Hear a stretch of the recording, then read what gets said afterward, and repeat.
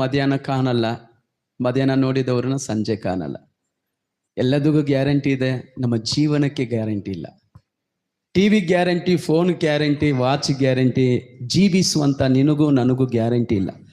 ನನ್ನ ಒಂದೇ ಒಂದು ಆಸೆ ಏನು ಗೊತ್ತಾ? ನಾವು ಜೀವ ಇರೋವರೆಗೂ ಕರ್ತನಿಗಾಗಿ ಬದುಕಬೇಕು. ಆಮೇಲೆ ಹಲ್ಲೆಲೂಯ.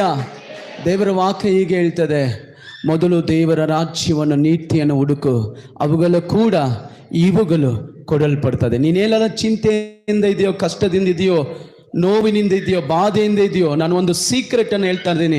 ಸುವಾರ್ತೆ ಸಾರಿ ನೋಡು, ಕರ್ತನು ನಿನ್ನ ಕುಟುಂಬವನ್ನು ಆಶೀರ್ವದಿಸ್ತಾರೆ, ನಿನ್ನ ಜೀವಿತವನ್ನು ಆರೋಗ್ಯಪಡಿಸ್ತಾರೆ, ಅದ್ಭುತ ನಡೀತದೆ, ಬಿಡುಗಡೆ ಆಗುತ್ತದೆ. ಹಲ್ಲೆಲೂಯ. ಓಕೆ, ನಾವು ಈಗ ವಾಕ್ಯ ಕೇಳಕ್ಕೆ ಹೋಗ್ಲಿಕ್ಕಿದ್ದೇವೆ. ಎಷ್ಟು ಜನ ಸಂತೋಷವಾಗಿದ್ದೀರಾ? ಮಕ್ಕಳಿಗಾಗಿ ಜೋರಾಗಿ ಕೈ ತಟ್ಟಿ ದೇವರಿಗೆ ಮಹಿಮೆ ಸಲ್ಲಿಸೋಣ. ಆಮೇಲೆ